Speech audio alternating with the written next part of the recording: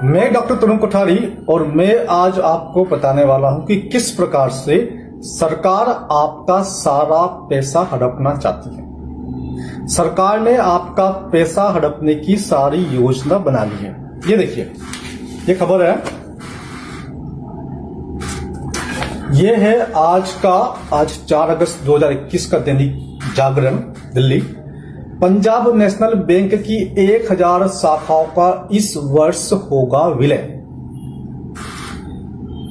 Bank ने इस दौरान अपनी 500 शाखाओं का या तो अन्य में विलय किया है या उसे बंद कर दिया है। पिछले साल 500 शाखा बंद हो गई है। चालू वित्त वर्ष के दौरान 1000 शाखाओं को बंद करने की या दूसरे में मिलाने की तैयारी है। पंजाब नेशनल बैंक की 1000 शाखाएं बंद होने वाली है। एसबीआई ने भी पिछले साल 1000 के आसपास अपनी शाखाओं को बंद किया था और धीरे धीरे सारे के सारे बैंक अपनी शाखाओं को बंद करते जा रहे हैं। ठीक है, यानी कि बैंक डूबने वाले हैं, डूब चुके हैं। लगभग बैंकों के पास पैसा खत्म हो चुका है। सारा पैसा एनपीए, नॉन परफॉर्मिंग एसेट्स में चला गया है। बड़े बड़े उद्योगपतियों को लोन दिया गया है, बड़े बड़े बिजनेसमैन को लोन दिया गया है और उन लोगों ने लोन वापस नहीं चुकाया है ना। तो ये सारा गेम चल रहा है देश के अंदर। एनपीए के नाम पर कम से कम भी 8 लाख करोड़ के आसपास प्रति वर्ष एनपीए जाता है। पिछले 6-7 वर्षों में लगभग 50 लाख करोड़ के आसपास एनपीए हो चुका है। आपका पैसा, देश का पैसा, जनता का पैसा सरकार ने और बैंकों ने मिली भगत करके उद्योगपति को दे दिया और वो वापस नहीं आने वाला।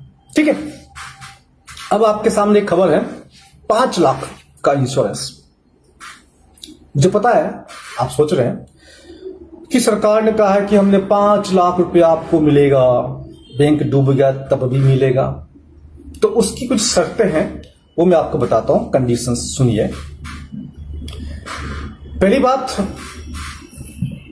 वो जो पैसा है वो पैसा सरकार नहीं देगी, वो पैसा बैंक भी नहीं देगा। उसके लिए बैंकों ने, सरकारों ने मिलकर के एक कंपनी को ठेका दिया है, एक कंपनी को इंश्योरेंस दिया है। वो कंपनी आपका पैसा इंश्योर करेगी। उसके बदले में आपसे 12 पैसा प्रति 100 रुपया लिया जाएगा। यानी कि वो कंपनी बैंक से पैसा लेगी आपका पैसा इंश्योरेंस करने के लिए और बैंक आपसे पैसा लेगा 12 पैसा प्रति 100 रुपया। और उसी इंश्योरेंस को कहा जा रहा है कि वो आपको 5 लाख रुपए देंगे। ये एक प्रकार का एलआईसी या जो जीवन बीमा होता है उसी प्रकार का बीमा है। पैसा आप ही को देना है, नंबर 1। नंबर 2, 3 महीने लगातार किस्त आपने नहीं दी, प्रीमियम किस्त नहीं दी तो आपको 1 भी रुपया नहीं मिलेगा।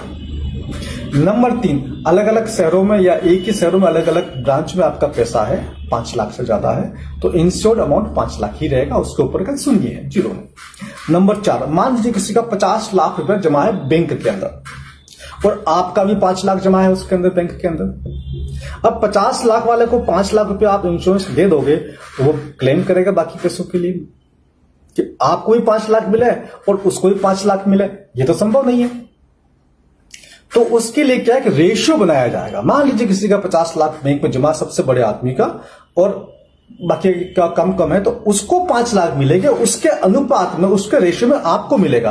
हो सकता है कि आपका 5 लाख जमा हो लेकिन आपको 50,000 ही मिले।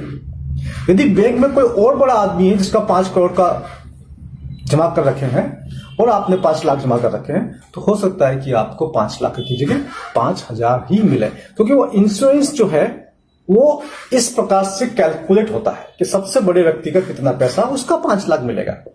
तो उसके हिसाब से आपके अनुपात में जितना पैसा हो सकता है आपको 500 रुपए ही मिले, वो भी नहीं मिले। इसके लिए सरकार ने जिस कंपनी को ठेका दिया है वो कंपनी है DICGC।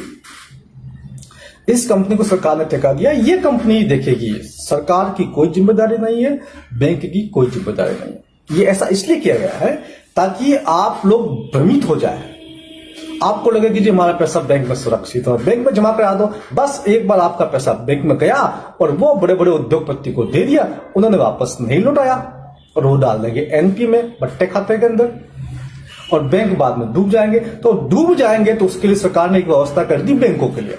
अगर बैंक डूबता है तो सरकार ने आसानी से बैंक कैसे डूबे वो व्यवस्था भी कर दी। बैंकों को अगर बेल आउट सरकार देती है, अब उसकी आवश्यकता नहीं है, बैंक अपने ही कस्टमर्स का पैसा ले सकती है।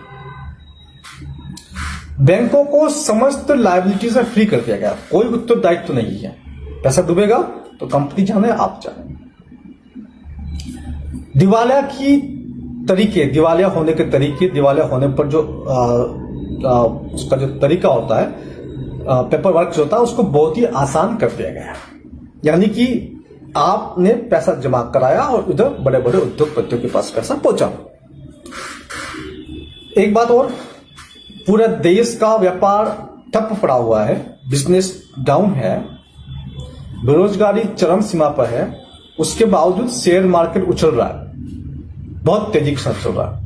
ये फटने वाला है, ये बबल है, ये कभी भी फट सकता है। तो क्या करें? बैंकों में हरगिज अपना पैसा न जमा कराएं, कभी भी कोई भी बैंक डूब सकता है।